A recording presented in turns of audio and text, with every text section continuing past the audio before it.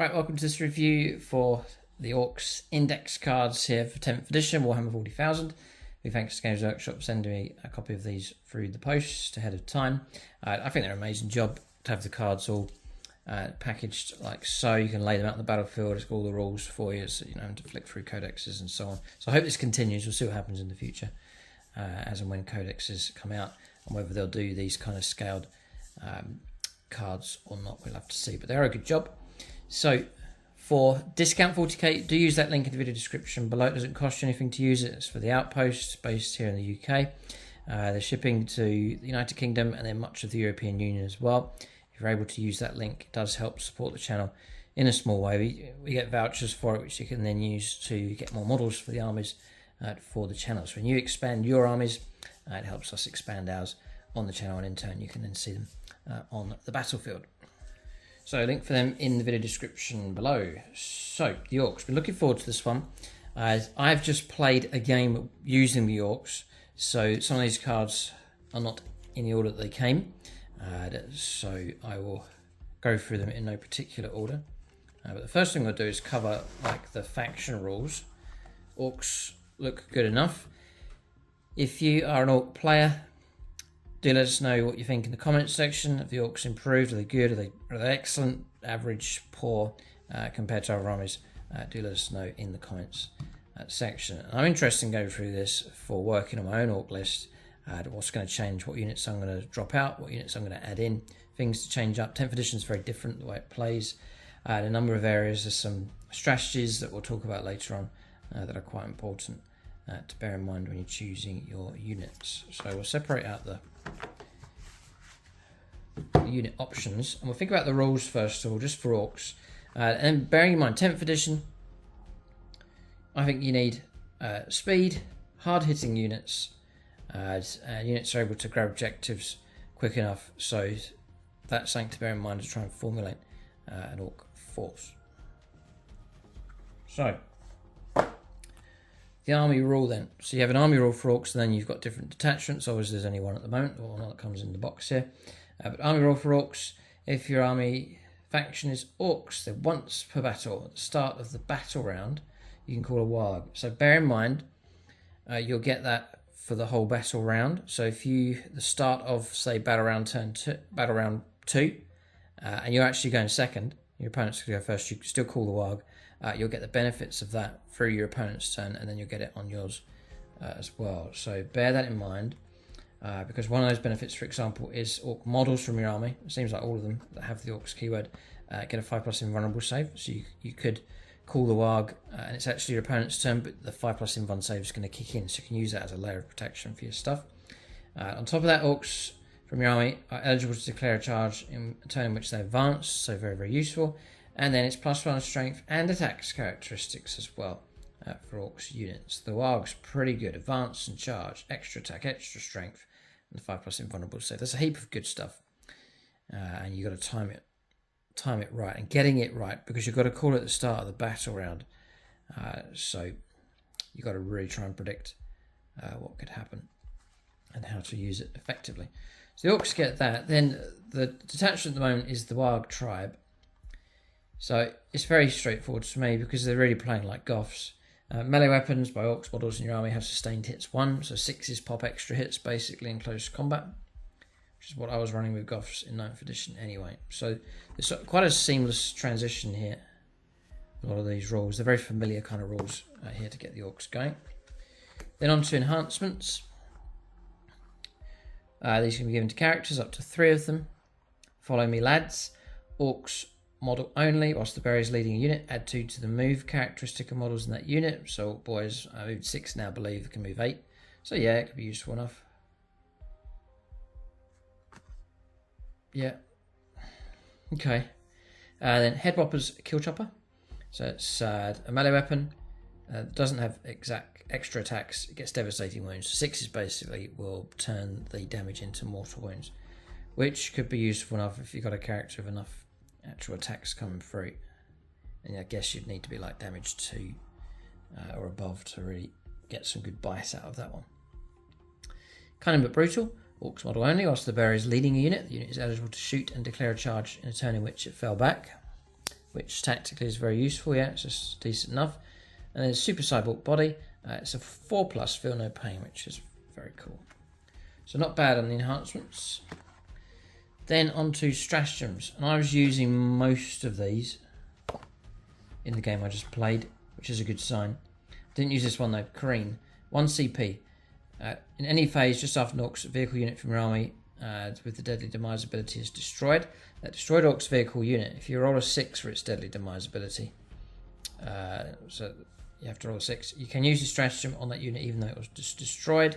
Your unit can make a normal or fallback move before its deadly demise ability is resolved. So you're going to blow up, but you get to make a move. So you could plough them closer towards other units, pull away from your own, for example, and just gives you a little bit of manoeuvrability. There's just the 1 CP for that one. You can move over enemy units, excluding monsters and vehicles as if they were not there. Next one is Orcs is never beaten. 2 CP. Just in the fight phase, just after the enemy has selected its targets. It's 1 Orcs unit from your army that was selected as the target of one or more of the attacking unit's attacks.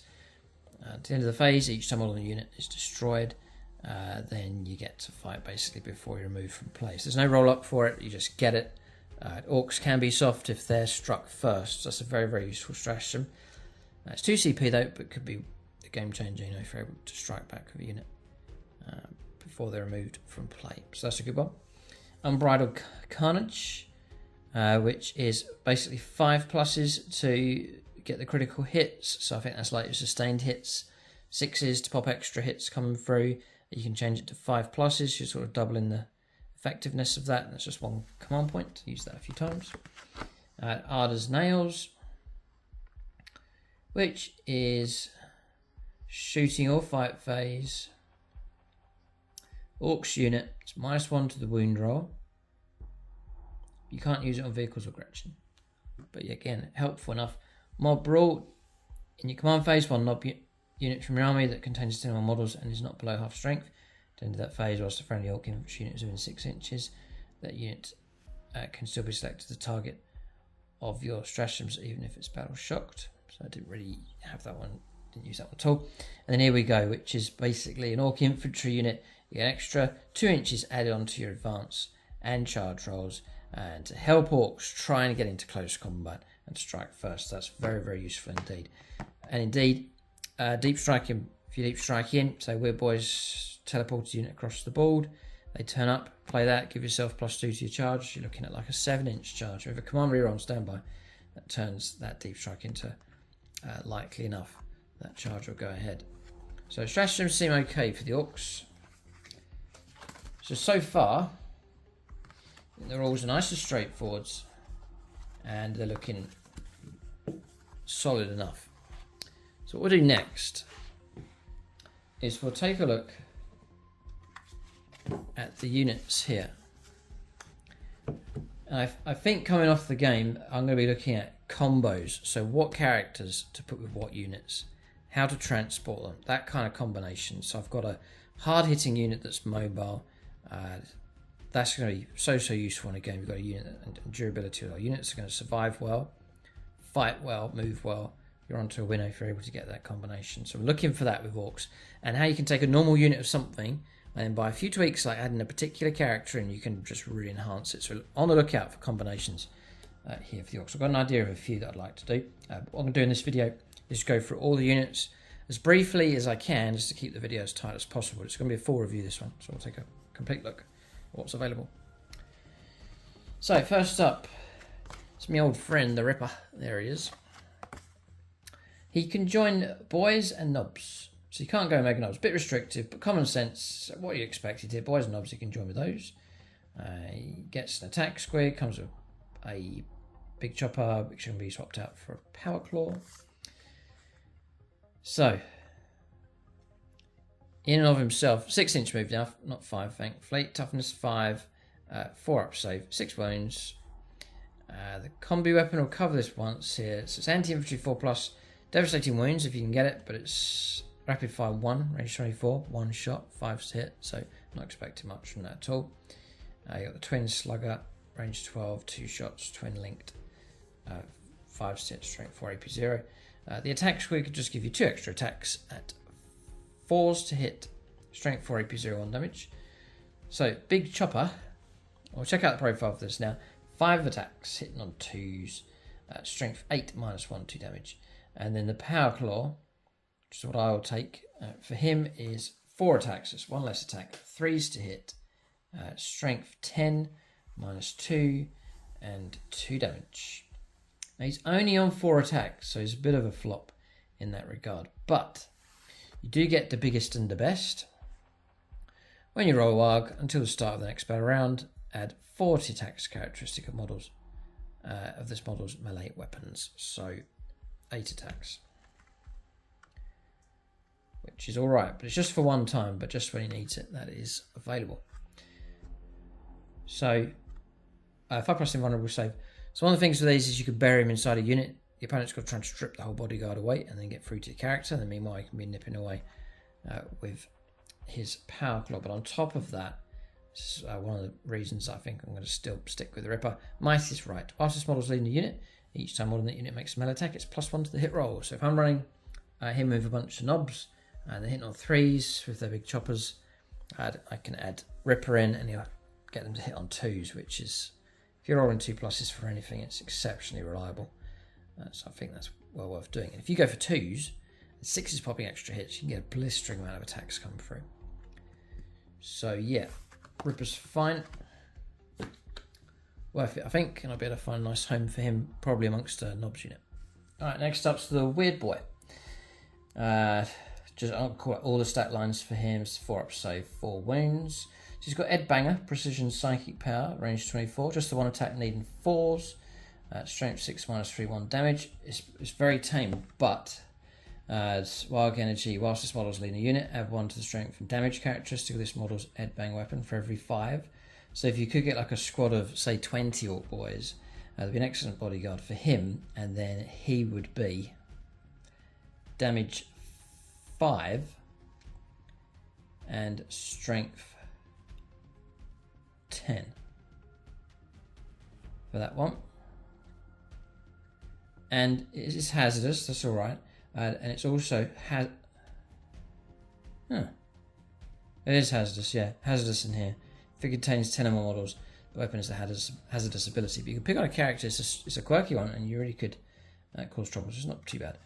Also got to jump. Psychic power once per turn. At the end of your movement phase, when one Weird Boy model from your army can use this ability. If it does, roll 1d6. On a 1, the Weird Boy's unit takes d3 mortal wounds. And on a 2+, you remove the Weird Boy's unit from the battlefield, and it's an immediate deep strike. Use your rolls. Tactically, it could be very, very useful actually. Just that built-in ability to do that. The Weird Boy staff, he gets 3 attacks, 3 hit, strength 8, -1 d3 damage. So I think he might have his uses. War Boss in Mega Armor, Grog the Whopper. 7 wound model, toughness 6, which is fantastic. 5-inch move. 2s to hit in close combat. The Hooch Chopper is no minuses, so it's 4 attacks, 2s to hit. Strength 12, -2, 2 damage. Only 4 attacks though, which is a big shame. Might is right, it's +1 to the hit roll, which again is good news, leading a squad of Mech Guns, for example. And then Dead Hard, when you roll a warg to the start of the next battle around this model as a 4+, feel no pain. And you can lead only Mega Knobs. So I'm thinking maybe a big squad of knobs, a big squad of Mega Knobs, and then have an appropriate war boss for each. Liking the idea of that one. You got the Death Killer War Trike. 9 wound model, toughness 6, 4 up save, 12-inch move. The bomb sticks are useless here. 6 attacks, range 12, strength 5, AP 0. Then you got the Kill Jet Burner, which is auto hitting with torrent and ignoring cover. D6 hits, automatic hits.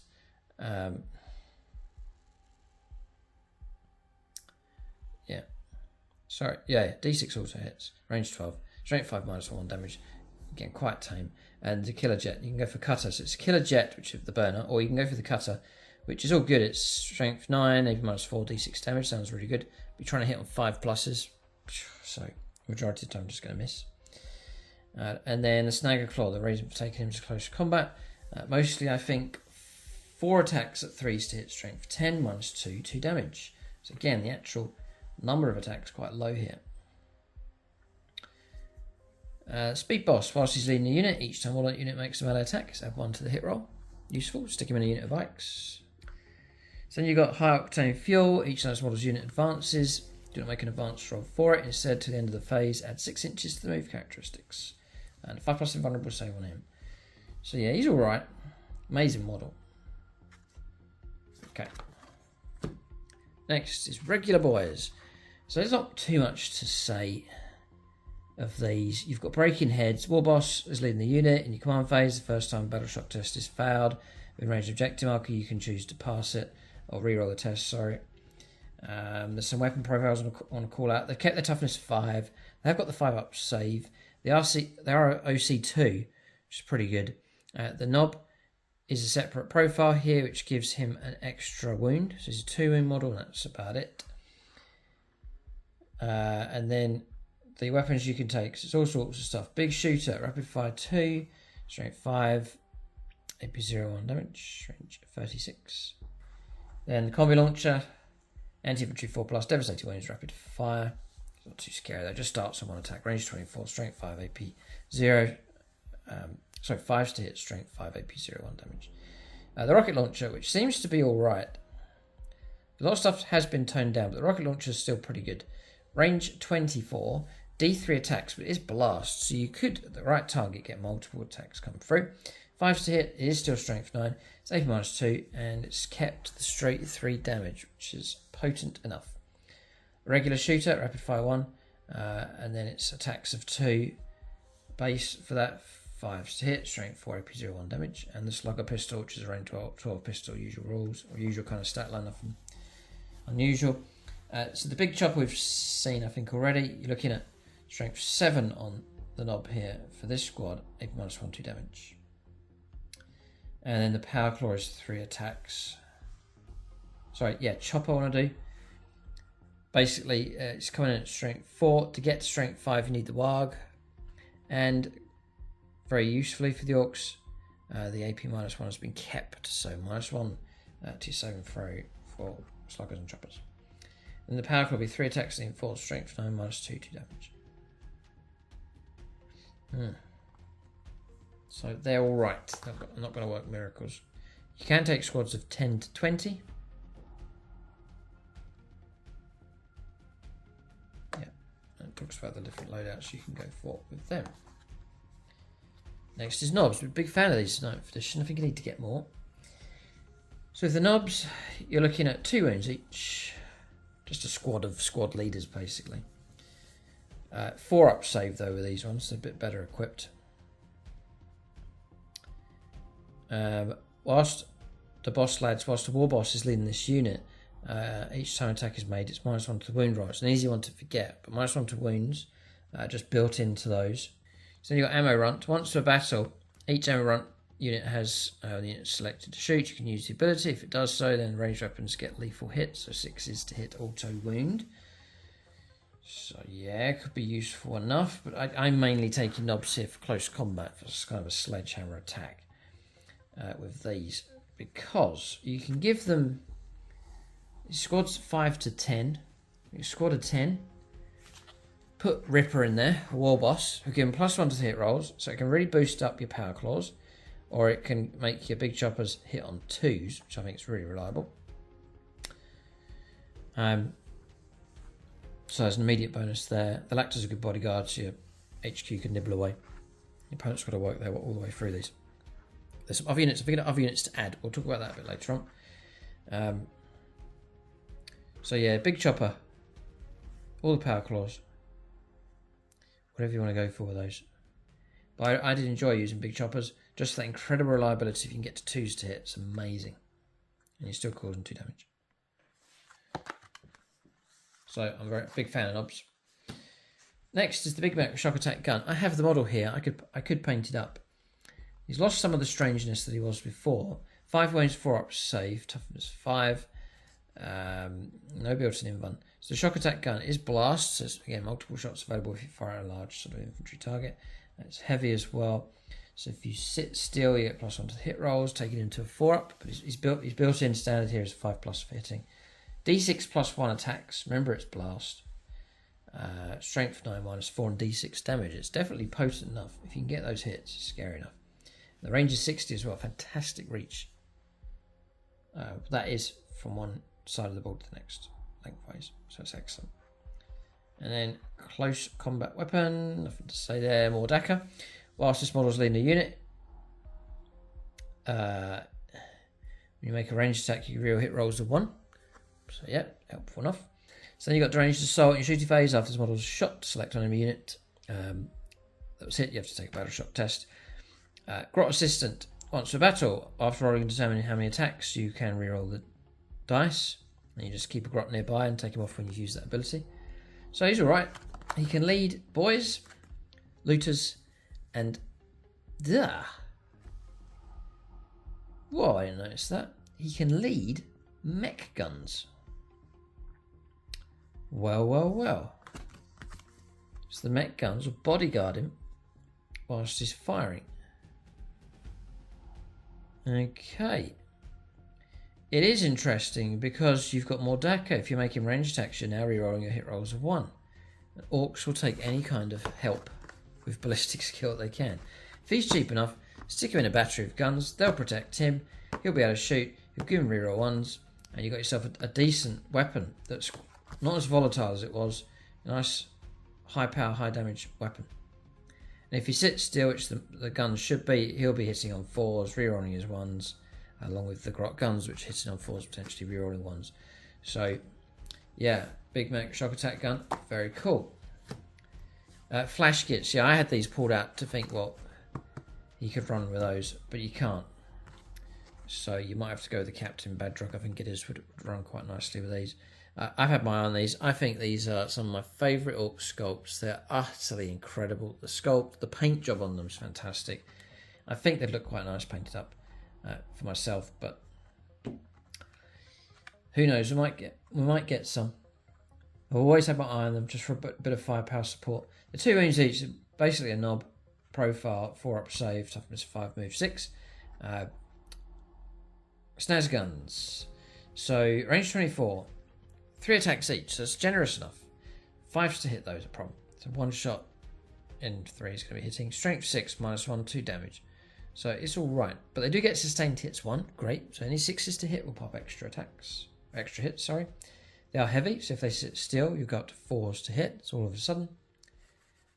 It's a pretty good loadout. They can fight as well. It's something you think, oh, they're just only there for shooting, but they get 4 attacks each with chopper. You got a squad of 10. They can unleash an avalanche of attacks. They gun crazy shafts. Each time on this unit targets the closest eligible target with a snaz gun. At the end of the phase, you get an attack characteristic of 4. So an extra attack coming through at close range as well. Sorry, closest eligible. So you can go aggressive with them. We'll get ammo runts. You get lethal hits, as we've seen earlier on. So 6s to hit auto wound against the right target. Very, very useful. So yeah, I think it's potency of flash kits. Probably run them inside a truck, like a fire deck rules, and then just fire out from the protection of that. And charge out as a surprise. They could do all right. Deathcopters next. Always love these. Games Workshop have done the resculpts on them as well. 4 wounds, toughness 6, 4-up save. I usually have 2. Movement 12. They might have been 14 previously, but the movement 12 is still quick enough. They can deep strike. Very useful, actually. Death from above. Each time this unit ends normal move, you can select one enemy unit that it moved over. Roll a d6 for each model in the unit. 4+ is a mortal wound. And really, the copter rockets. So you're looking at D3 shots of these, but they are blast and they are twin linked, so you're rerolling your wounds of them. Yeah. Nice. Yeah, rerolling wounds is pretty good.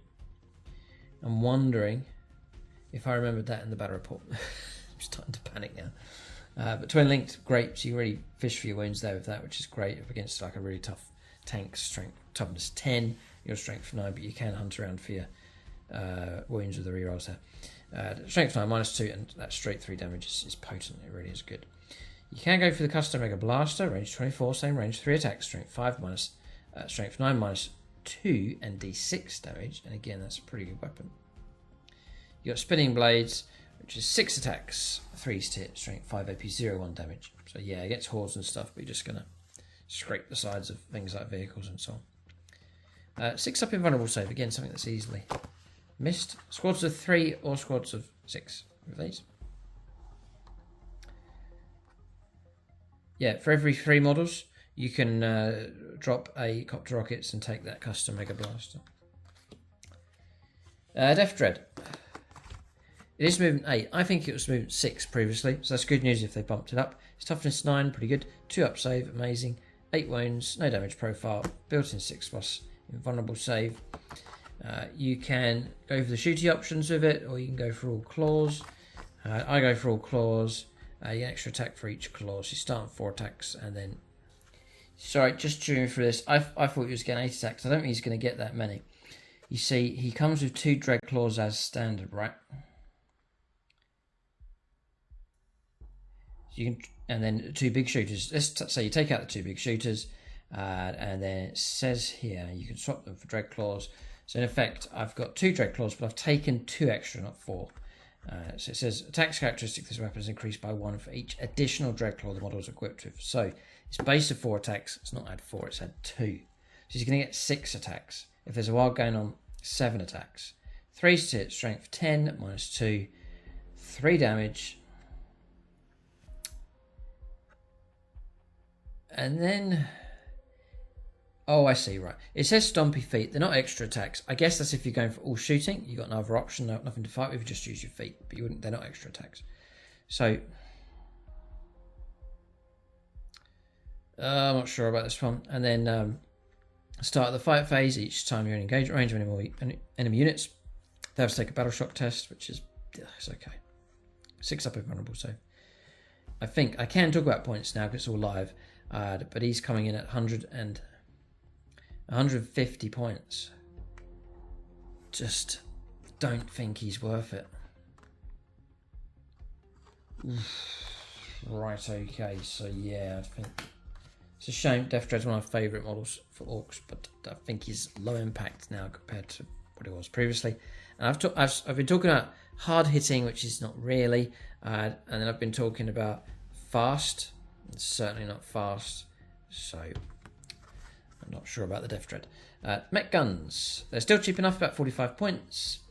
6 wounds, toughness 5, 5 up save. The stat line's not really changed. 3-inch move, which is dreadful. An amazing kit. Splat. Each time on this unit makes range attack at targets unit containing 10 or more models. Reroll hit rolls of 1. Easy roll to forget. 6 up invulnerable save, built in.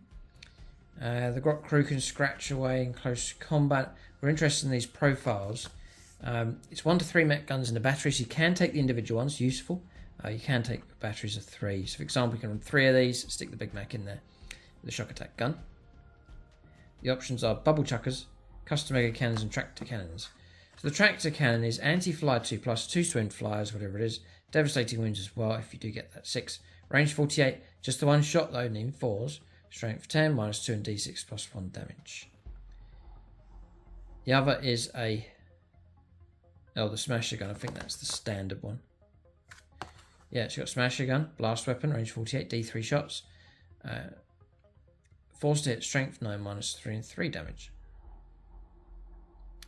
The one I've been taking and I think continued to take will be custom mega cannons. Its blast weapon is hazardous. Range 36. D6 shots. 4s for hits. Strength 12, minus 2 and d6 damage. And you got the bubble chucker. So I would go bubble chucker if you could choose your profile, but you can't. You have to randomize, so you don't have control over what kind of bubble you produce. All the bubbles are quite potent, but when you need it, it's not reliable because you could roll poorly. For example, if you're trying to take out a land raid and you roll for a big bubble, you're going to get blast, range 48, 2d6 attacks, force to hit, strength 6, minus 1 damage. It's piddly. And then you've got the wobbly bubble in the middle, which again is blast, range 48, d6 attack, strength, force to hit, strength 9, minus 2 and 3 damage. And then the dense bubble, d3 attacks, range 48 is blast, force to hit, Strength 12 -3 and D6 +3 damage. I guess 2/3 of the time you're getting a profile that's pretty good anti-armor. So good experiment with the bubbles. But for reliability, I know what I'm getting. I've gone for the custom mega cannon. If you're taking on heavy infantry, there is blast in there, so you could be picking up extra shots coming through. So if anything, these have got better. Yep. And gone are the days of bad morale. Because, yeah, well, battle shock's a problem for trying to get these to reliably hold on to an objective. But they're not going to run away on you. They'll keep fighting during the game. But I like the Mech Guns. I like the look of them, and they could be excellent firepower support. Trucks. Now, here's a bit of a hidden gem, because they're 50 points each. They're very, very cheap. They're 10 wounds, 4 up save, toughness 8, 12-inch move, firing deck 12. They can carry 12 infantry models. They can carry mega armor. Takes up 2, so you could take a war boss in mega armor, 4 mega knobs. It all fit inside the truck. You can't put jump pack models inside. Now, I think these have got better because they come with a big shooter. They've got spiked wheels. For your points, you can just take your wrecking ball at the moment and not pay any extra. Yeah, now this is where it gets really good. You get the wrecking ball. Extra attack. She's attack with your spiked wheels. 3 attacks, 5 to hit, strength 6 to that's no good. But the wrecking ball here, an extra attack. It is just 1 attack. Need 4s. But if you're a 6, you could pop an extra hit. It is strength 10, it's AP 0, but it is D6 damage. Now, this is where it gets real interesting. If I get my copy of the rules. And you may be thinking, well, what has he found here? But I'm sure some of you are aware of this. Because this came up in our game. Tank shock. Listen to this. In your charge phase, 1 vehicle from your army, even a humble old truck can do this. Until the end of the phase, after a unit ends a charge move, select one enemy unit within engagement range of it, then select one melee weapon your unit is equipped with. Roll a number of D6 equal to the weapon's strength characteristic, so hold it right there. The strength on the wrecking ball is strength 10. Would you get the extra +1 as well? I'm just wondering if the wild's going on, +1 strength. But anyway, even if you don't, 10 dice. If that strength characteristic is greater than the enemy's unit's toughness, you get an extra 2 additional D6 on top of that as well. So now you've got potentially 12 dice. For every 5+ is a mortal wound, a maximum of 6 mortal wounds. So all of a sudden, the humble truck has got a sting in the tail, and they can actually perform a very useful function, ramming them into stuff and actually being quite effective if you've got a spare CP to do it. But out of nowhere, all of a sudden got something here. Something else. Oh. Yeah, +1 strength attacks characteristic, so I think that could stack up. And yeah, advance and charge, it seems like you can do that on vehicles. So all of a sudden, 12-inch move, advance, charge, in you go, and then wrecking ball for a CP. Potentially cause 6 mortal wounds. And the truck, I think, is 50 points. And I'm a big fan of mechanising orcs to try and get that speed, to get them to where they need to go, to protect them as well, because they can be glass hammer. So I think I may well be sticking with that direction of keeping stuff mechanised, being able to relocate and move fast enough. Once you've dropped off your cargo and the units are away fighting, trucks can then go off and do stuff. They're useful for holding on to objectives, for picking up other units that need to be relocated, and now they've got the ability to join in the fight and actually do something pretty good. And their transport capacity is excellent. So trucks is a real, in my opinion, a real nugget here, real good news. Stormboys next, 12-inch, the deep strike, equipped with sluggers and choppers. You can give them the power claw as well for the knob, so throw that in there. It's not going to cost you anything to do it, so you may as well go for that one. Full throttle though, if you do advance, if you need to stretch to do that, it's quite bad actually, because Unit is eligible to declare a charge a turn in which it advanced. Oh, so that's built in. That's really good news. If it does advance before making that charge move, roll 1d6 for each model in the unit. For each one, you take a mortal wound. So it's got really bad. I used to think it was 1 dice. On a 4+, took a mortal wound. Now it's roll dice for everybody. You cannot use this ability during the battle round in which you call a warg. Okay. Right. In which case, this is used outside of the warg. So that means you've got advance and charge all the time. During the warg, you just normally advance. It's not going to cost you anything to do it. As far as rolling mortal wounds. But then it's there if you need it on other turns outside of the warg. So that's good flexibility. The other downside for that is you're not guaranteed with your advance. So you could roll all those dice, lose a few models, and then just roll a 1. So it's annoying.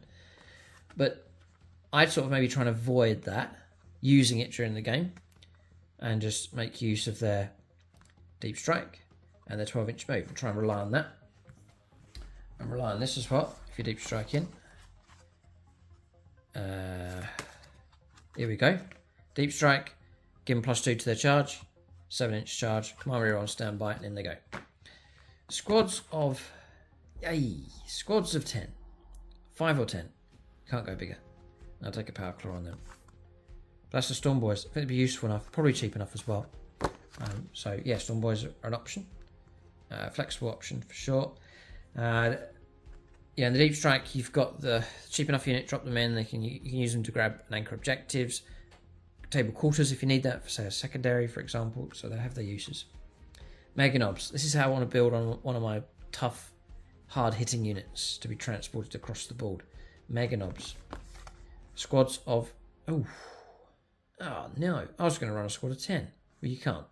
It's squads of 2 to 6. How strange. Oh, so we can forget about the squad of 10 idea. But then again, I guess you could just take 2 squads of 6. Or a squad of 4 and a squad of 6. You know, why not do it that way? Again, they're not going to be... You know, you can't attach... They're going to need multiple characters. You know, you can't... They're not going to be one big unit, which is annoying. You can swap out stuff for custom weapons, kill saws, twin kill saws, and so on, which we'll take a look at here. Now, this is where it gets really good.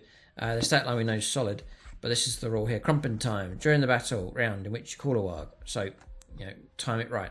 Melee weapons have devastating wounds, so you know 6s are going to be turning damage into mortal wounds. So that's really hard hitting. It's really good.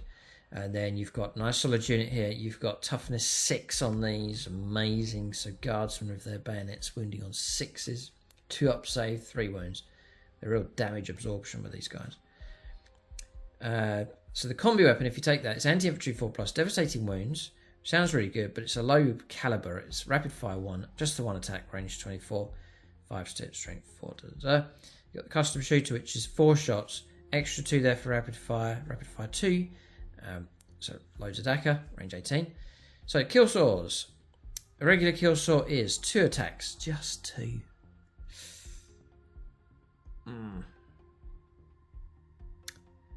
4s to hit. Strength 12 -3, 2 damage. They're equipped with a custom shooter and a power claw. So I think is how I'm going to run mine. Any number of models can have their custom shooter and power claw replaced with one of the following: a combi weapon and a power claw, a combi weapon and a kill saw, a custom shooter and a kill saw. Yeah, this is the question. 1 kill saw and 1 power claw.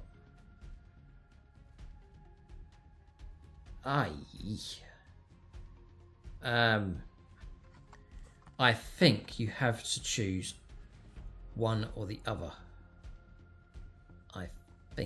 I don't think you can attack with both. Imagine if you could. I don't think you can. Extra attacks, because even it says here weapons of extra attacks in their profile known as extra attack weapons. Each time the bearer of such a weapon fights, it can make attacks with that weapon in addition to the one it chooses to fight with. So it's kind of a waste, pretty much, taking 1 kill saw, 1 power claw. So I go power claws, 3 attacks, strength 9 -2, 2 damage, and then the twin kill saw. If you go for that, It is still only 2 attacks, but really you're re-rolling your wounds with that. So I think Power Claw definitely. I want the extra attacks coming through. Just try and tap into the devastating wounds as much as possible. But again, they need a character with them. Hitting on 4s. If I put Grog the Whopper in there with the Mega Armor, he'll boost them up to 3s to hit. That's a massive boost for those. So that's the kind of enhancement you can give with the Mega Knob or the Knob in Mega Armor. But that's Mega Knobs. Shame you can't do squads of 10. I would have done a squad of 10, but you can't currently. Warbikers. These have gone up to toughness 6 as well. 4 up, so 12-inch move. Again, I think they were 14, but they're 12 here. 3 wounds, 4 wounds for the boss knob. The Tactica guns. Now, rapid fire 2. So it's an assault weapon and twin linked. This is all quite good actually. The twin linked then. So range 18, 3 attacks, could be 5 attacks in total if you get to within half range, range 9, which there is an incentive to do that. 5 to hit, strength 5, minus 0, 1 damage. Drive by Dakka. Each time you make a ranged attack within 9, improve the AP by 1. So you can actually get a bit of AP minus 1 going on with those. Quite good. Twin linked, so you're harvesting your wounds there, re-rolling. That's all quite good. And then your big choppers, close combat weapon and power claws. You can give power claw to the sergeant, for example, the squad leader. 6 up invulnerable save built into those. There's no minus 1 to hit rolls against them for Dust Cloud. It's squads, again, semi-limited here. Squads of 3 to 5.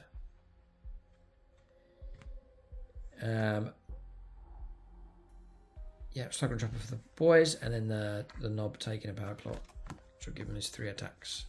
So they're alright. They're an okay unit. And they got speed as well. So this isn't a unit I drive into the thick of the fighting. I've got my heavy mechanised stuff for that. But for these, you could swing around a flank, take on targets, bit of Dakka, bit of chopping, bit of durability. Put a Death Killer Wartrike in amongst them to give them a bit more kick. And you've got yourself an okay unit, I think, for those. So bikers are alright. Battle Wagon. So I think it's all been amalgamated now into one profile. You get the Battle Wagon, that's it. There's not the different types you had for 9th edition. Well, you can model them how you wish. It's kind of strange, this one, because it comes with tracks and wheels. This model can be equipped with one of the following. So going through this when I was loading mine out. You can take 1 cannon, 1 kill cannon, 1 zap gun. I took a cannon. This model can also be equipped with a lobber, so I took the lobber. Why not? This model can be equipped with up to 4 big shooters, so I took those as well. I think it's 185 points for the unit. This model's tracks and wheels can be replaced by a Death Roller. I took that as well. And this model can be equipped with any of the following: Ard Case, Grabbing Claw, and Wrecking Ball. There it is again. So those options are available as well. So this is a whole bonanza of options. And you just, because it's fixed points, you just help yourself to the options. Now, depending on what you take, there might be some restrictions here. So this model has a transport capacity of 22 Orcs infantry models. So that's what I was thinking. 10 mega knobs. That's 20 slots taken. And then the big the Warboss Mega Armor takes the last 2. But I can't do that. You could combo up. You could take 6 mega knobs, the Warboss Mega Armor, and then some spare space for other stuff. 12, 14, you can squad of 8 of some kind to get something in there. This model is equipped with a kill cannon. It has a transport capacity of 12. Because I'm running a squad of 6 mega knobs plus the Warboss, so yeah, I couldn't take the kill cannon. Each mega knob or each mega armor or jump pack model takes space of 2 models. If this model is not equipped with an Ard Case. Okay, right. If it's not equipped with Ard Case, Cannon, Kill Cannon, or Zap Gun, it can transport Guzkar Thraka. Guzkar Thraka takes up the space of 18 models, but you can actually give them a lift. So, 10-inch move. Shame it's not 12, but it's 10. Toughness 10. 3 up save. 16 wounds. OC of 5. So, big shooters, we've seen those already, there's 4 of them. So regular cannon, you've got 2 options. You can go for frag, D6 shot, strength 5, AP 0, not that great, depending on what you're firing at. And then the shell shot, 1 shot, range 36, 5 to hit, strength 9, minus 2, D6 damage. The kill cannon, it's not too bad actually. Range 24, D6 plus 3 attacks, so between 4 and 9 attacks. 5 to hit, strength 9, minus 2, 2 damage. The lobber is indirect and blast. D6 attacks, 5 to hit, strength 5, AP 0, 1 damage. The Zap gun is quite good. It's range 36. It's only one attack though, so it's unlikely you're going to get that hit. 5 to hit, 2d6 strength, AP -3 and 3 damage, and devastating wounds as well. The Death Roller, you get 6 attacks, 3 to hit, strength 9 -1, 2 damage. The Grabbing Claw is an extra attack. That's 2 attacks. Nice. 2 attacks. 3 to hit, strength 8 -2 and 2 damage. Brilliant. Tracks and Wheels, which I've replaced. That's going to be 6 attacks at strength 8, 4 to hit, AP 0, 1 damage. And the Wrecking Ball, which again is an extra attack. Strength 10. So hold on a second, because we've got... Oof. Yeah. Whoa. Battle Wagon, hang on a second. This is looking really good. Because this is getting better and better and better here. You've got the ability now to go for 6 attacks with a Death Roller. 6 is popping extra hits. 2 attacks with a Grabbing Claw. And an extra attack with the Wrecking Ball. On top of all of that, you can of course Tank Shock. Use your Wrecking Ball strength of 10. And you could plunge into something and cause havoc in close combat. Wow. It's got to be better than what it was. So this is a real bargain here. You get it's armed to the teeth. The amount of stuff you can take. Firing deck 22. Deadly Demise of D6. So when it goes, it goes. Ramshackle but rugged. Each time an attack is allocated to this model, worsen the armor penetration characteristic of that attack by 1. Right, I think I forgot that rule. That's well worth remembering. Because it can be the difference between no save, 5 up save, 4 up save. You know, it can make a real difference trying to keep the model alive. And I just thought that trucks have lost Ramshackle, or vehicles have, but they've kept it here in the form of just knocking a bit off the AP. If you take a hard case, which I'm running my battle wagon just for transporting stuff and charging into stuff, so I take a hard case. In which case, if you take a hard case, you get +2 to the bearer's toughness characteristic. So it goes up to toughness 12. But you lose firing deck, but I'll happily take that. Oh. And damage 1 to 5 wounds, it's -1 to hit roll. Wow. Battle Wagon. You'd run 2. You'd just run 2. Yep. Ripper and his lads in 1, so there's no arguing. And Grog the Whopper in the other. Because fair's fair, I think, otherwise the bosses would just be arguing. So another battle wagon. 185 points. Arm it to the teeth. Super tough. Charge it into stuff. Transport your guys across the battlefield. Absolutely fantastic. -1 to wound rolls. Toughness 12. Crazy stuff. Yeah, or just turn it into a big firing deck that will just sit there and provide you with some brilliant protection. Wow. Battle Wagon. Really good here. The Orcs are looking alright. Snagger Boys. I'm not going through the entire profile here for these. Really, they've got a built-in 6 up, feel no pain. Fantastic. Monster hunters. Each time one of this unit makes an attack that targets monsters or vehicles, you can reroll hit rolls against them. Wow, so they really are monster vehicle hunters. And they're not really going to run for any of the rest of the stuff now. Squads of 10 to 20. The Beast Boss. 5 wounds, toughness 5, 4 up save. 6 up, feel no pain. He can lead Snagger Boys. And Beast Boss, you get +1 to hit roll, same as the other bosses. Each time someone makes a charge move until the end of the turn, melee weapons it's equipped with have the devastating wounds ability. Model, not unit, just him. 5 up invulnerable save built in. Shooter, usual rolls. The Beast Snagger Claw is anti-monster 4+, anti-vehicle 4+. 4 attacks, 3 to hit, strength 10, -2, 2 damage. And the Beast Chopper, 6 attacks, 2 to hit, strength 6, -1, 2 damage. Anti-vehicle, anti-monster 4+. Yeah, he's alright, isn't he? He's good enough. If he's granting +1 to hit rolls to the squad, then yeah, fine. So, Beast Boss looking tasty enough. Alright, next is the Beast Boss on Squigosaur. Toughness 10. God. It's an amazing model. I'm not going down the beast snaggery theme, because if I go one model, sort of had to create a new sort of style with the orcs. I'll stick with the originals, but there are some amazing models. 9 wounds, 3 up save, 5 up invulnerable save, 10-inch move. The Thump gun, range 18, D3 attacks, 5s to hit, strength 6, AP 0, 2 damage. The Beast Chopper, 6 attacks, we've seen that already. The Squigosaw's Jaws is extra attacks, devastating wounds. Wow. 3 attacks, force to hit, strength 7 -2, and 3 damage. Ouch. It hurts if you get bit by that thing. 4+ feel no pain built in. Here we go, is an aura ability, right. Whilst a friendly beast snagger unit is within 6 inches, you can reroll charges, nice. And single-minded predator, you can target this model with the heroic intervention stratagem for 1 CP, and if you do so, even if you've already targeted a different unit with that stratagem this phase. Oh, he's a lone operative. Well, it doesn't say lone operative, but he's working by himself. Oh, right, so there's a little bit of vulnerability there with him. The Big Mech in Mega Armor. So, he can join Mega Knobs. Why would you do that? You can reroll your hit rolls for shooting, so yeah, mainly close combat. But, this is why you would take him. Fix that armor up.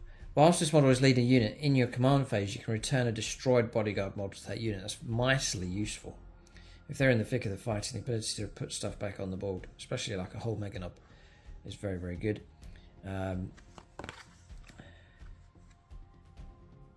He's got a custom Mega Blaster and Power Claw. He can take a Teleport Blaster or a custom Force Field. So this is an option. I could do this. I could take my 6 Mega Knobs and then throw in a Big Mech in Mega Armor. Why not? Because he'll be bodyguarded and he can provide a bit of extra stuff. He can take a Grot Oiler, and then the custom Mega Blaster can be replaced with one of the following: a Kill Saw, a combo weapon, and a custom shooter. Right, so yeah, this could well be an option. I'm liking the idea of restoring a model. That's immediately very appealing. It's 5 wounds, toughness 6, 2 up save. It's all good. So custom force field, whilst the bearer's leading the unit, models in that unit have a 4+ invulnerable save.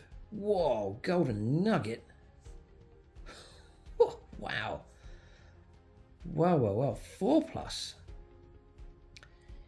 Grot Oiler, once per battle at the end of your mint phase, and one model in the bearer's unit regains D3 lost wounds. Okay. Fine. We know about the weapon profiles. So you can either take the Teleport Blast if you want the firepower, or take the custom force field. The custom force field is very, very appealing for sure. Absolutely very, very useful indeed. But having said that, 2 up, 3 up, 4 up. Yeah, there's plenty of AP -3 stuff, -4 stuff. There is still that out there, so yeah, it would be useful. Just, you know, you've got your 4+ invulnerable saves. It would certainly help. But anyway, the Teleport Blaster then, it's a blast weapon, range 12, 3 attacks. It is only 5 to hit. Strength 8 -1, 3 damage. No, I think I'd take the custom force field on him, and that could be a real option. Right, so that's the way to boost that unit. If you can't take a big squad of 10, throw in a Big Mech in Mega Armor. A regular Big Mech, what can he join? He can join Boys, Burner Boys, Tank Busters, Looters, and Knobs. Yeah. Okay. Yeah, alright. So he's an option. Now, there's something else that's a shame, and it's annoying, which annoying, is that it's him or the Mega Boss, the War Boss. I can't play him like a lieutenant and add him in as well as the War Boss. So that's a shame. So it's one or the other. He'd still be a pretty good option to take with them. There's no doubt about that. Just have the Big Mech lead the Mega Knobs. But it's one or the other. I can't stack up these characters, which is a shame unless it tells you otherwise. So I don't think so. No, there's nothing to say that it can. And again, with this one, you're choosing him over someone else. 4 wounds, this model, toughness 5. More Dakar, your reroll hit rolls are 1 for your shooting. Whilst this model's leading the unit, models in that unit have a 5+ invulnerable save. Once per battle, you can boost it to give it 4+. The Grot Helper can do that. Oh no, once per battle, the bearer can overcharge his custom force field 1 additional times. The little helper does that. Okay. A Big Ed Boss Bunker. Okay. 12 wounds, toughness 10. 3 up save. So it's got a big shooter. Oh yeah, or the profiles there anyway. Gaze of Gork, Glare, Blast, Sustained Hits D3, Range 24, D6 attacks, 5 to hit, Strength 5, AP minus 0, 1 damage. The Gaze of Gork, Squint, Sustained Hits D3, just the one shot, needing a 5. I had Strength 12, AP minus 4, 3 damage. You got Ramshackle cover, so they get cover because it's fortification and benefit of cover. The Shouting Pole, or after any auction is in 6 inches, improve the leadership characteristic by 1, and then 1 enemy unit is only been engaged at range 1 or more fortifications. There's some extra rolls there, so minus 1 to hit roll. For ranged attacks,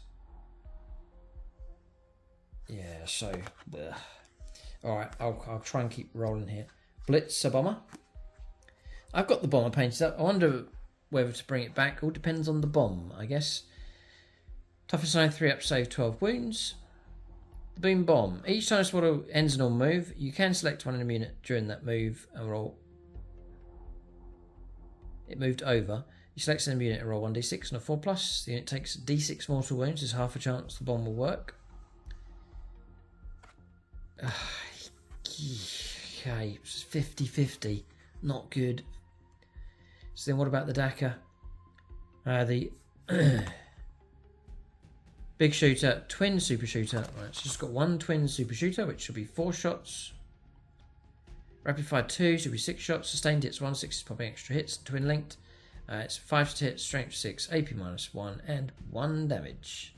So a bit of Dakar and a half reliable bomb, and that's it. So yeah, sadly no, not very scary at all.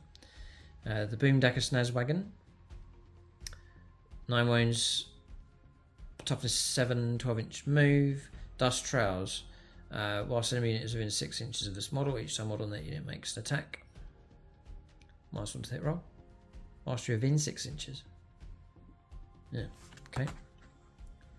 It's got Grot Blaster, the Mech Special, and Spiked Wheels. The Grot Blaster, big shooter we know. Grot Blaster is a pistol, 1 attack, range 12, force to hit, strength 3, AP minus 1. Call that out, it's just a Grot pistol. The Mech Special is an assault weapon, sustained hits of 1, 6 is popping extra hits, and rapid fire 4. So you're looking at range 24, 12 attacks, could be 16 attacks at range 12, 5 to hit, strength 5, AP minus 1, just the 1 damage though. And Spiked Wheels is 4 attacks, needing 4s, strength 7 minus 1, 2 damage. So yeah, it's alright. Plenty of Dakar, but low impact. Boss Snickrot, 6 wounds, toughness 5. 6 attacks with his Mork's Teeth Precision Twin Linked.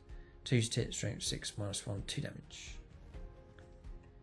Red Skull Commandos. Whilst this model's leading the unit, models that unit have the benefit of cover. Cunning Infiltrator. Once a battle in your movement phase, instead of making a normal move with this model's unit, you can remove it from the battlefield and then deep strike back in again. 5+ invulnerable save. Oh yeah, tactically, could be useful enough. Zagstruck. Due for a resculpt, I think.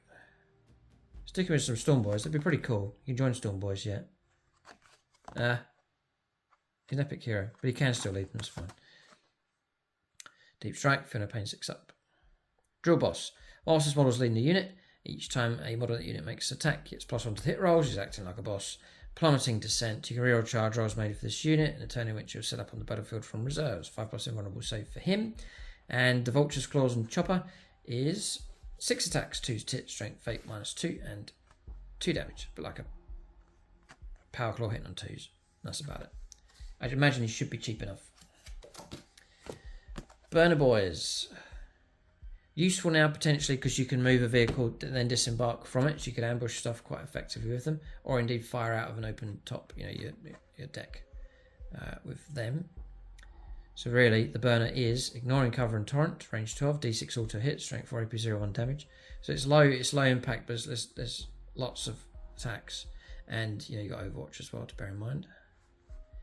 Pyromaniacs. Each time one of this unit makes ranged attack with a burner that targets unit within 6 inches, reroll wind rolls of 1. Is that it? If the target of that attack is also within range of the objective marker, you reroll your wounds completely. You can take 1 to 3 spanners. And for every spanner is equipped with a close combat weapon and big shooter. And then 4 to 12 burner boys. And they're equipped with cut and flames and burner. Any number of spanners can have their big shooter replaced one of the following. So you could take a custom mega blaster or a rocket launcher. Spanners. Okay, you can take 1 spanner for every 4 burner boys. This is what I wanted to know. Cutting flames. Just 2 attacks. Force to hit, strength 4, AP minus 2, 1 damage. Not short to think of that. Next is the burner bomber. Burn bomb. Each time this model ends normal move, you can select one enemy unit moved over during that move. At the end of the turn, models in that unit cannot have the benefit of cover. In addition, roll 1d6 for each model in that unit. For each 6, you take a mortal wound. Cool. So you're going to get something out of that.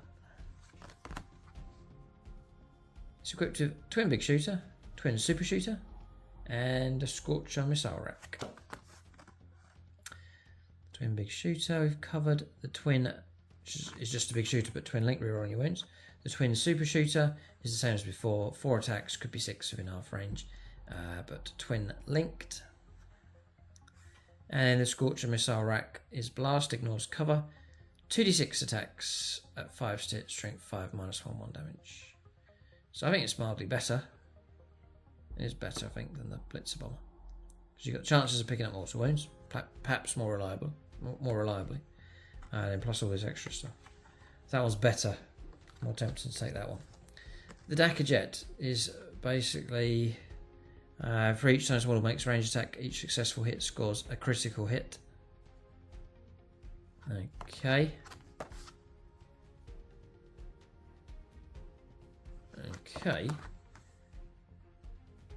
2 super shooters, and you can take an extra, which you would. So you got the potential of taking 18 shots, twin linked. So it's all right. They're all right. Not too impressed with the flyers. Not too scary, really. Here we go. The big man himself, Guzkar Thraka. So what about him? Movement 5. Toughness 6. What? It'd be tougher than 6. Surprised. Very surprised. Thought it'd be toughness 7 at least. But anyway, toughness 6. 2 up save. 10 wounds. OC of 4. Then you got Makari 1 wound, but he's same toughness set. So, Prophet of the Great Warg. Whilst this model is leading a unit, each time model in that unit makes a melee attack. Add 1 to the hit roll and add 1 to the wound roll. Nice. Guzkar's Warg banner.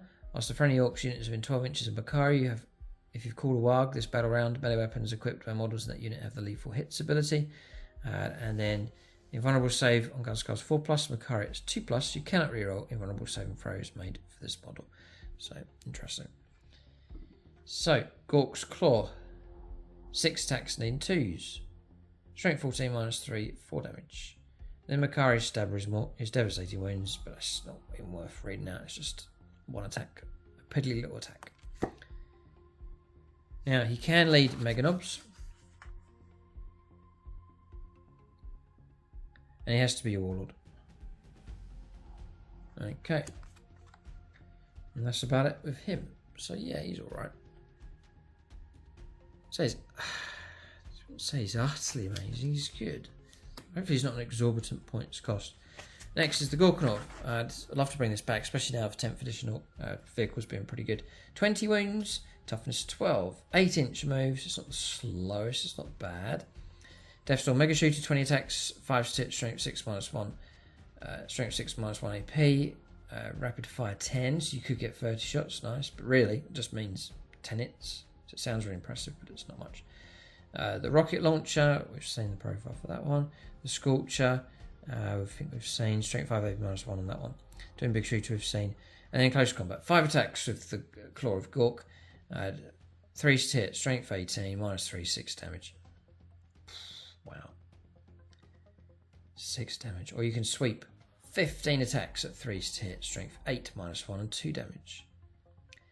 Clanking forward. Each time this model makes a normal move, advanced move, or fall back, you can move over enemy models, excluding monsters and vehicles, and terrain features that are 4 inches or less in height, as if they're not there.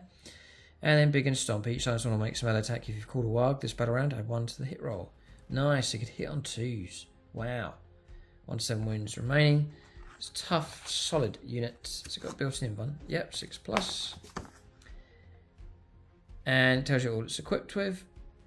Ugh, whoa, hold it right there. The transport capacity has gone up to 12 orc infantry models.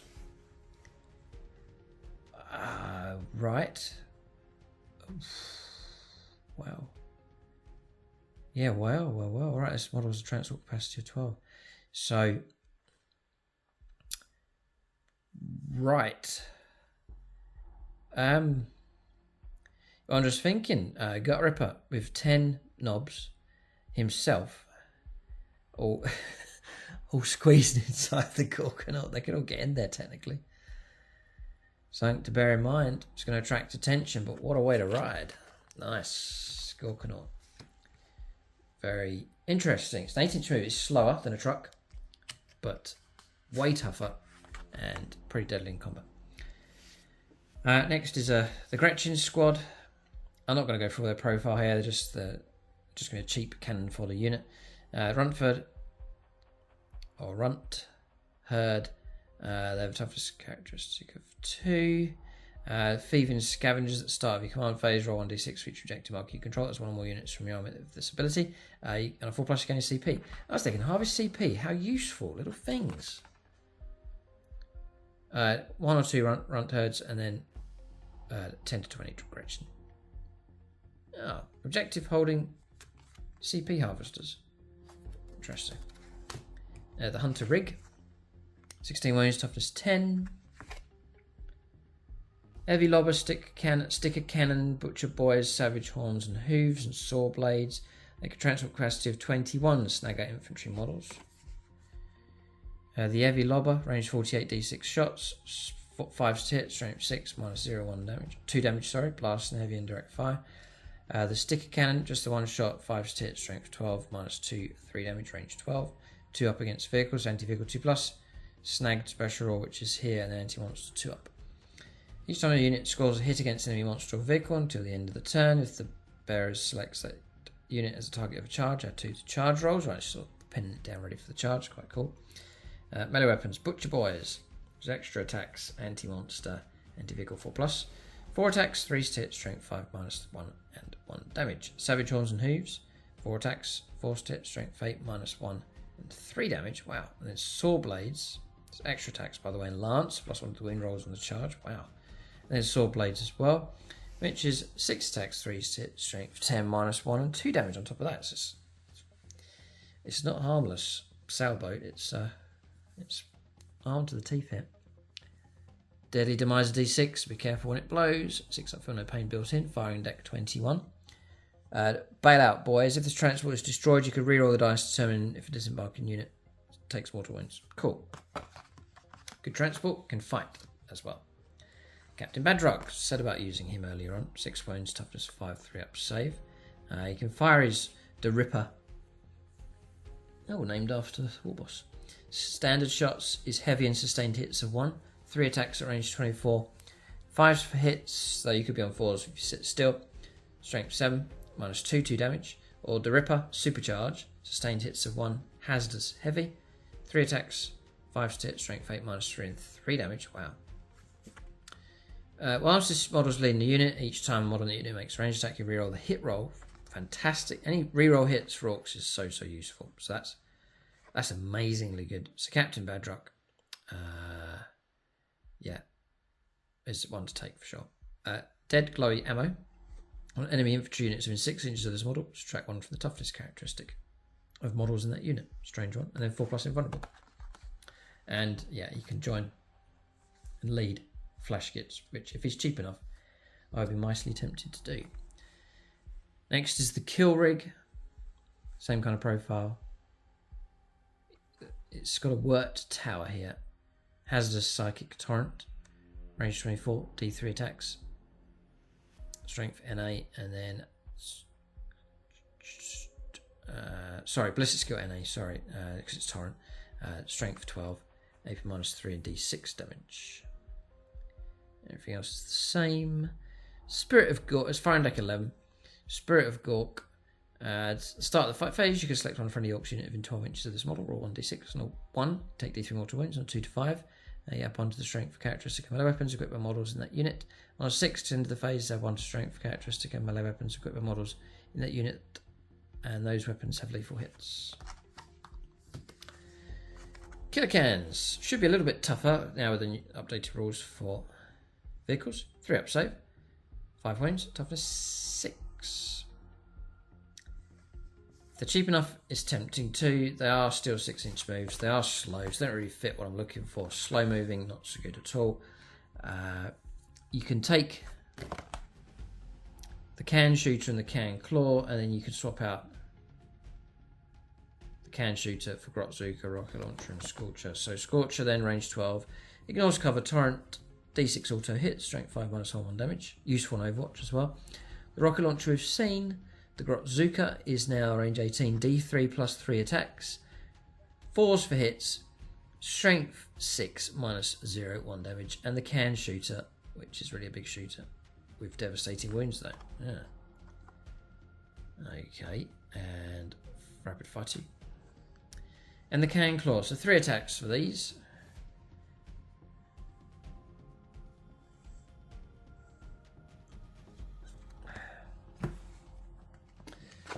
Three attacks.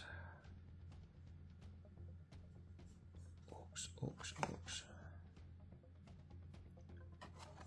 Sustained hits, get stuck in. Melee weapons equipped by Orcs models from your army. Faction keywords Orcs. Just checking, like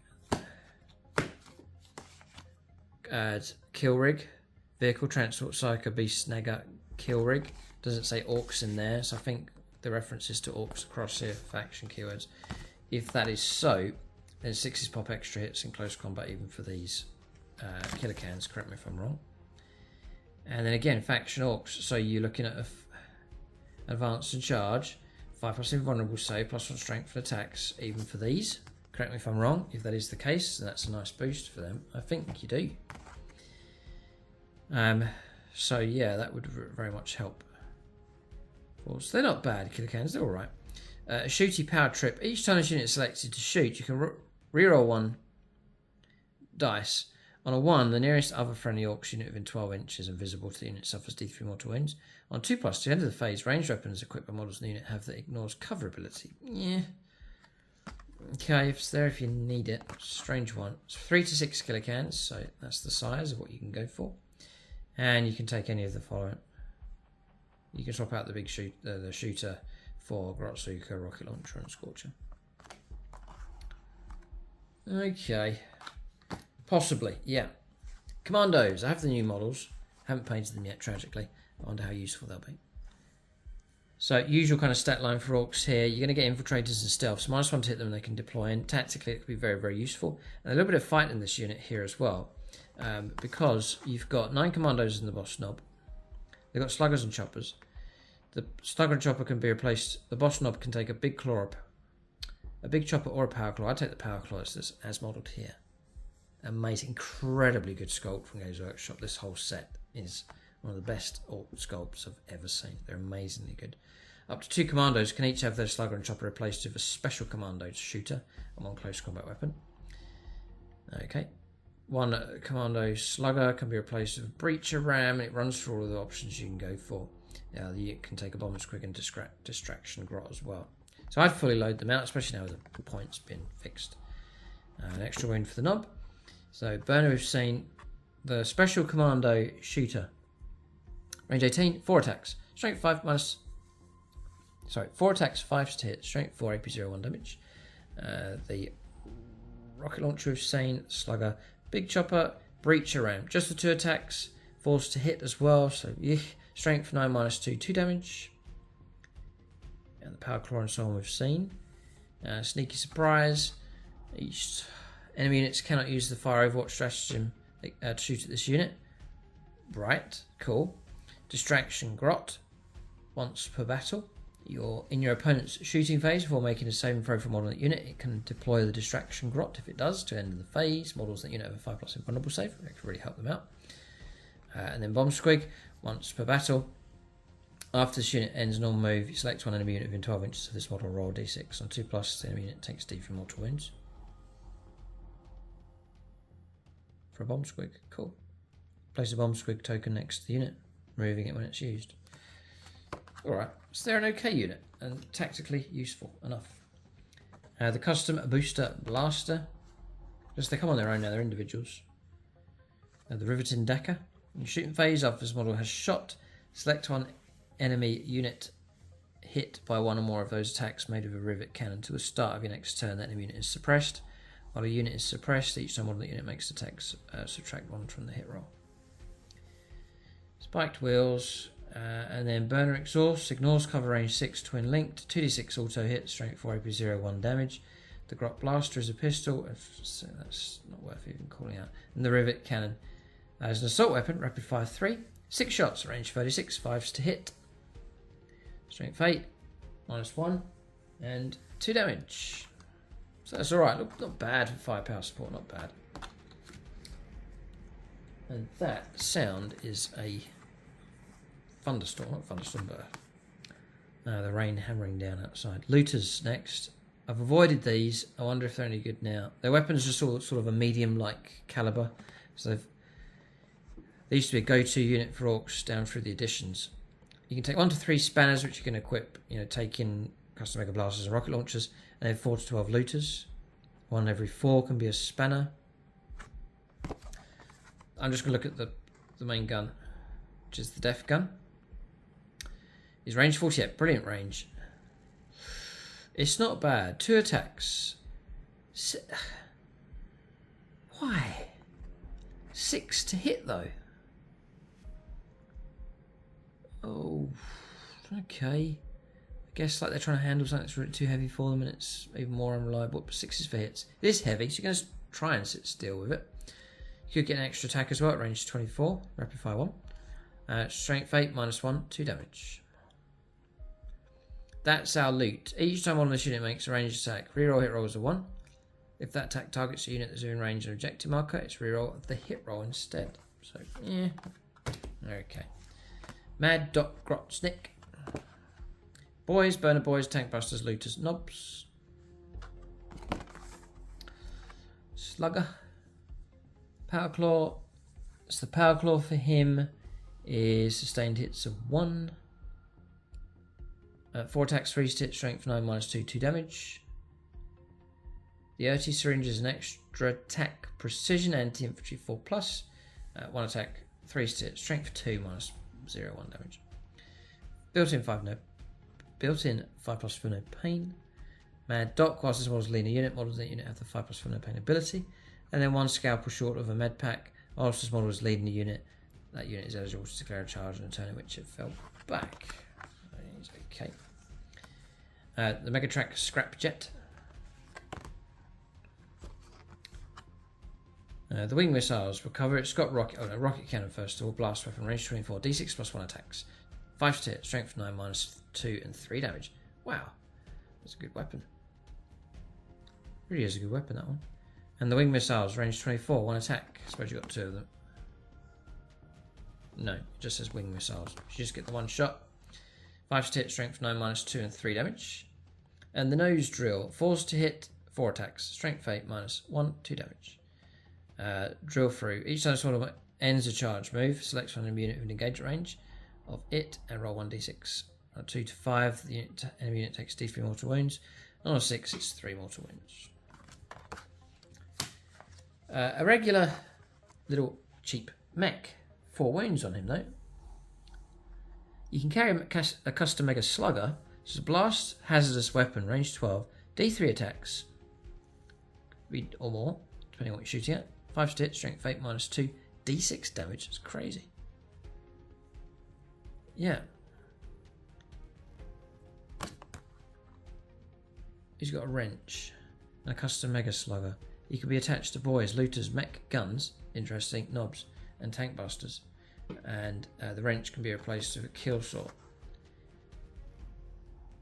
Now, you'd maybe give him a kill saw, right? Why wouldn't you? Okay, so what does he do?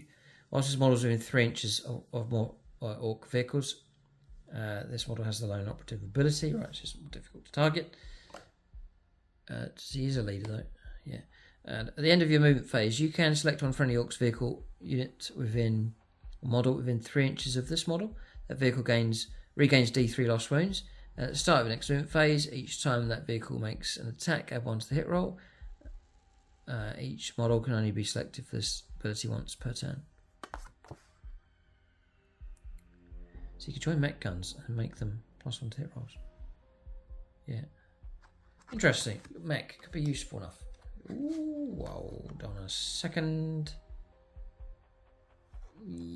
Right. It's alright. Yeah, just wondering if you can hang around with a Gorkanaut. Okay. Morkanaut. Next. Not going to go for all of this. OC of 8, by the way, on these is quite good.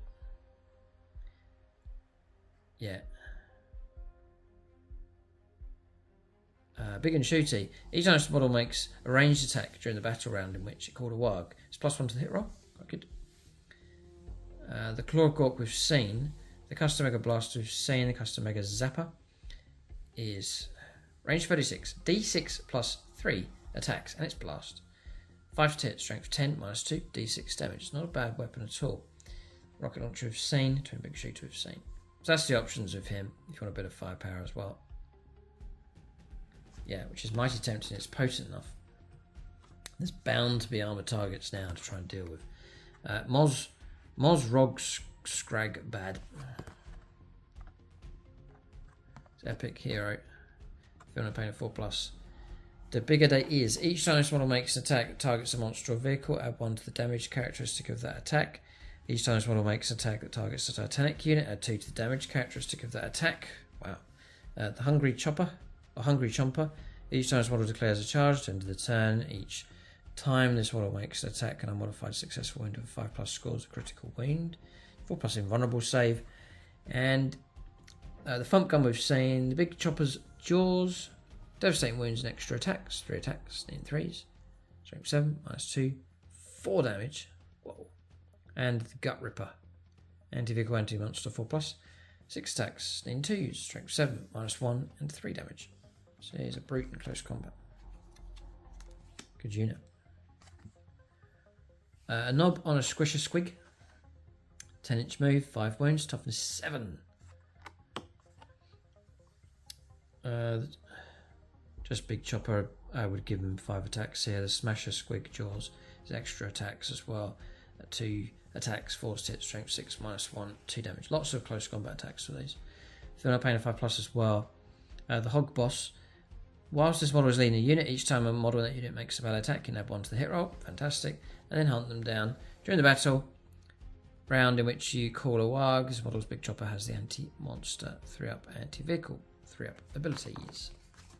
And you can lead Squig Hog Boys. Okay. Knob with a warg banner. You can use the banner in close combat, which is 3 attacks, 3 to hit, strength 8, -2, 2 damage. It's only a 3-win model.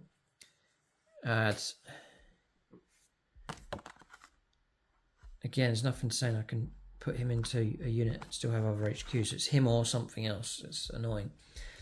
Plant the warg banner. Once at the start of the battle round, this model can use this ability. If it does, to the start of the next battle round, the model's unit gains the benefits of the warg ability, even if you'd called a warg this battle round already. Okay, so just get to use that.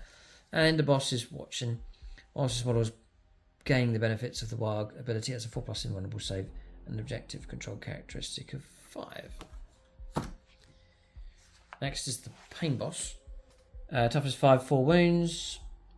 The Snagger Claw is just a power claw, basically. It's strength 9, anti-infantry, anti-monster, anti-vehicle 4+. 5+ feel no pain. Doc's Tools. Whilst he's leading the unit, they'll get 5+ feel no pain. Excellent. Sawbones. The end of movement phase, select one friendly beast snagger character model in 3 inches of this model. That model is healed and regains 3 lost wounds. Each model can only be healed once per turn. And the Grot Orderly during the battle, or once per battle in your command phase, if the bearer's leader is leading a unit that's below half strength, you can return D3 destroyed bodyguard models to that unit. Okay. Pain boss. And you can join Beast Snagger Boys. Okay. A regular pain boy. Please tell me you can add him into... Yeah, you can't. So it's him or... You know, there's no aura stuff. He has to be in the unit to help them.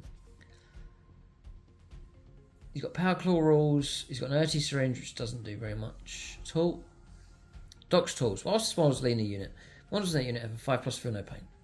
Okay. Hold still and say each time an attack made by this model with its earthy syringe scores a critical wound against a unit, excluding vehicle units. They take D6 mortal wounds. It's very unlikely, but you never know. And the Grot Orderly is restoring D3 lost models. Yeah.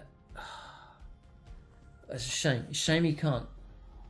Imagine I got a squad of 10 knobs, Gut Ripper, joined by a Pain Boy, and then he's granting the 5+ feel no pain for the unit. That'd be a brilliant combination, but it's one or the other, sadly. I can't see a way of adding him in. Next is the Rocket Track Squig Buggy. Take one of those, sawn off shotgun, squig launchers and saw blades. Saw blades will give you 4 attacks at needing 4, strength 7 -1 at 2 damage. Sawn off shotgun, an assault weapon, 2 attacks at range 12, 5 to hit, strength, that's nothing here, strength 4, AP 0 1 damage. And the squig launchers, which is your indirect fire, ignoring cover and blast. D6 plus 6 attacks at range 36, strength 5, 5 to hit, strength 5, -0, no, -1 actually, and 2 damage. So again, it's alright for a bit of firepower support. The Shock Jump Dragster. Again, saw blade, same profile. Rockets, D3 attacks at 5 to hit, strength 9, -2, 3 damage. And the Custom Shock Rifle. 1 shot needing a 3. Devastating wounds, hazardous and precision. Strength 8, -2, and D6 +1 damage. Yeah.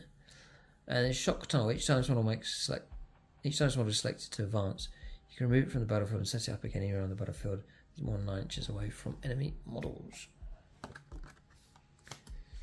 Squig Hog Boys, their toughness 7. Wow. Movement 10, 3 up, 3 wounds, 4 up save. The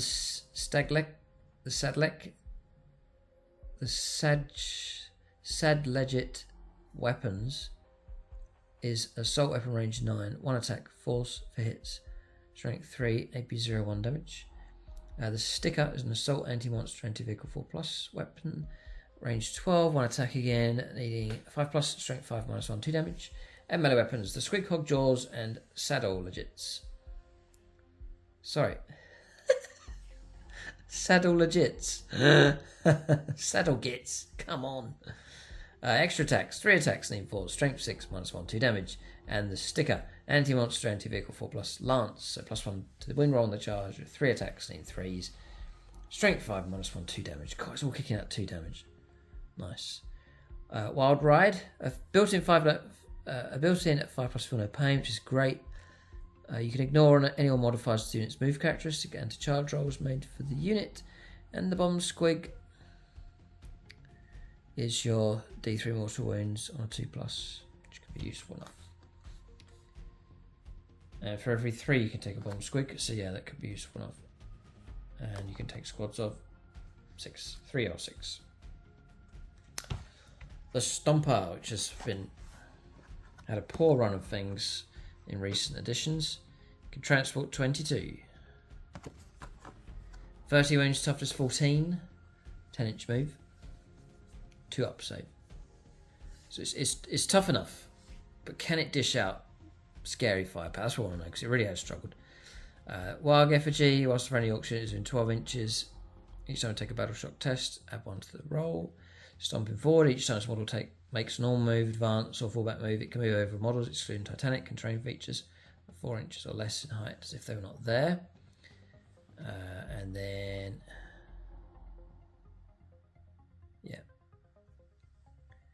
So 1 to 6, 1 to 10 wounds left, you start taking -1 to hit rolls.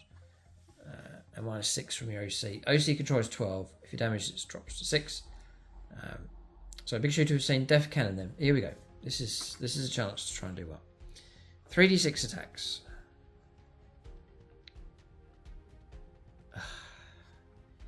So the problem is 3d6 attacks, right? Let's say you'll roll a 3 for all 3 dice. That's 9 attacks. You're going to hit 3 times. Strength 14, great. -3 and d6 damage. It is blast though, so that could help against the right target. Scorcher, Super Gatler, sustained hits of 1. 20 shots, range 24. 5 to hit, strength 7, -1, 2 damage. You got Super Rockets, we've seen. No, sorry, that's no. Super Rockets, a blast, 100-inch range, D6 attacks, 5 to hit, strength 12, -3, D6 plus 2 damage. That's heavy. Heavy hitting, that one. Yeah, Super Rockets is not bad actually. Good weapon in support. Between big shooter we've seen. And in close combat, the Mega Chopper Strike, 6 attacks needing 3s, strength 24, AP -5 and 10 damage. Whoa, you don't mess with that. That's really good. And then Sweep, 18 attacks at 3s to hit, strength 10 -2, 3 damage. So Stomper's not bad actually. I think it's tougher than what it was. And the Def Cannon is alright, but it's being supported by some decent weapons, which is good news. The Super Gatler, yeah, it's damage 2, so that's pretty good. And then the Super Rockets is an excellent weapon. So Stomper's alright. It's not bad. So now we're on to Tank Busters. I'm not going to run through all of this here. We know what the rockets can do. Now, these have taken a bit of a strange nerf though, a bit of a weird one, in the form of their composition. You have to go by the original sculpts here, which is very annoying. 1 boss knob and 4 tank busters. So you can't take squads of 10. You can only take a squad of 5. And on top of that, the boss knob is equipped with a rocket launcher and close combat weapon. That's fine. 1 tank buster is equipped with a pair of rocket pistols. You have to take those. 1 other tank buster is equipped with a tank hammer, and then 2 of them take rocket launchers. So you have to go for that combo with them. So it's quite annoying. I guess inside a truck you could just run 2 squads of 5, play it that way. The tank hammer then is anti-vehicle 4+, devastating wounds and hazardous. Oh, hazardous, so he's not guaranteed to die. And then devastating wounds, it's quite hard to get those mortal wounds. 2 attacks, needing 3s, strength 7 -1, D3 damage. Yeah.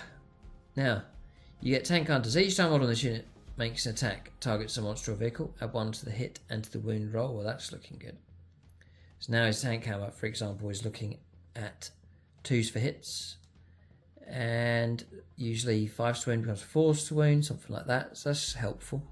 The bomb squig, twice per battle after this unit ends normal move, it can select 1 enemy unit within 12 inches and roll 1d6, not 2+. It's D3 mortal wounds.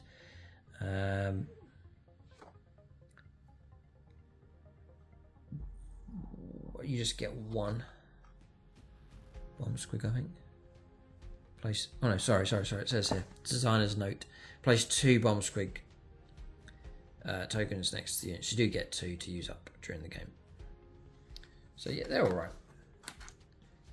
But you'd have to perhaps pair them up to try and get the impact out of them. The Waz Bomb Blaster Jet here. 12 wounds, toughness 9, 3 up save. It's equipped with a Smasher Gun, Twin Waz Bomb, Mega Cannon and Armoured Hull. You can take a Blast Jet Force Field, why wouldn't you, with the way the points work out. This model is equipped with a Twin Super Shooter as well, so you definitely take that. This model's Twin Waz Bomb Mega Cannon can be replaced with 1 Twin Teleport Mega Blaster. Right, so Smasher Gun we've seen. Yeah, no, we'll do this properly here. Smasher Gun is a blast weapon, range 48. D3 attacks. 4s for hits. Strength 9 -3, 4 damage. Nice. Twin Waz Bomb Mega Cannon. It's blast. It's twin linked for your rolling wounds. Great. D3 attack, so range 36. Forced hit, strength 12 -2 and D6 damage. Twin super shooter we've seen. The teleport mega blaster. Range 24, 3 attacks, steam 5, strength 9 -1 D6 +1 damage. Each time blaster jet attack run, each time this model makes a ranged attack that targets a unit that cannot fly, it's reroll 1s. The blaster jet force field is a 4+ invulnerable save. It loses the grenades keyword. Ah, right, okay. So you've got grenades keyword, kind of strange, but you can use your rulebook stratagem for grenades. But, okay, I'm just wondering how many attacks you get with that if it's just the one vehicle. That's about it. Next is the Warboy. The Eyes of Mork, psychic ability, range 18, D6 attacks, 5 for hits, strength 8 -3, 2 damage. It does have deadly demise of D3. He's got a Feel No Pain of 6 up. He can lead Beast Snegger Boys. So wiring energy, whilst the model's leading a unit, add 2 to the attacks characteristic of this model's Eyes of Mork weapon for every 5 models in that unit, rounding down, but while the unit contains 10 or more, the weapon has the hazardous ability. The Roar of Mork, in your opponent's command phase, you can select one enemy unit within 18 invisible to the Psyker and roll 1d6. On a full 1, the Psyker's unit suffers D3 mortal wounds. On a 2+ to the start of your opponent's next command phase, each time model on the unit. Each time a battle shock or leadership test is taken for that army lot, subtract 2 from the test. Okay. And then the Zogrod Wartsnagger. The Grab Zapper. 5 attacks, close combat, 2 hit, strength 7 -2, 2 damage. Feel No Pain 6 up. You can lead Gretchen. Super Runts. They get 9-inch scout ability. +1 to the attack and to the wound roll. Right, when you make an attack. And each time an attack targets that unit, subtract 1 from the wound roll. And then finally the Mech Boy workshop, which will cover here. Ramshackle covers. You're gaining cover similar to what we saw earlier on. Workshop. When this fortification is set up, all parts of it must be set up within an inch of each other. The end of movement phase, each friendly orc vehicle model within 12 inches of this fortification can regain D3 lost wounds, roll separately for each. You could really set up a proper rig and just have all sorts of stuff parked around it. Each model can only be affected by this ability once per turn. It looks like multiple vehicles, stacked up and wounded, can benefit from this. Fortification. Whilst enemy units within engagement range of one or more fortifications from your army, the unit can be selected as the target of a ranged attack. It just lists all the details just there. So that's the Mech Boy workshop. Indeed, all the units here for the orcs.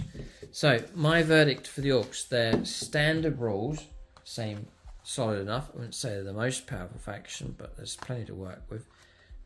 Most of the stratagems seem helpful enough, just with the function of the orc force on the battlefield. 6 is popping extra hits in close combat. And then from the stat lines, the frustrating thing is the limitation of adding characters. You'd love to stack up multiple options, but you can't. It's difficult enough choice choosing which characters to go for. But definitely some food for thought there. There is a battle report that is live, if not coming up very soon. Do check that out. I think it's Orcs against, or it should be Orcs versus Grey Knights for 10th edition. So you can check that one out to see how the Orcs get on. But the cogs have started turning here for this primitive faction. How good can they be? We'll have to see. Pick out your favourite units. Comment on the rules for Orcs. Are you happy enough as an Orc player? What do you think? Do let us know, and you can discuss that over on YouTube, on our membership Discord as well, where rules are discussed also. The next stage for the Orcs, I think, will be proposing a list. That'll be on my development video over on channel membership, so you can check that out for the bonus content that we do for the channel. And finally, do check out that link for the outposts. They're exceptionally good. They're very quick with their deliveries. I get all my stuff, most of my stuff from them now, and they are pretty good. When you use that link, it costs you nothing to do it, and we get a small bit of kickback, but we can use that to generate vouchers, which we can then use to get more models. And indeed, it can save up to get more Orc stuff. and expand the green skins. You can help the war effort. You can get your discount 40k stuff from the Outpost. Link for them in the video description below. Signs are promising enough for the Orcs, but they don't care as long as they get to fight. Thanks for watching and tune in next time.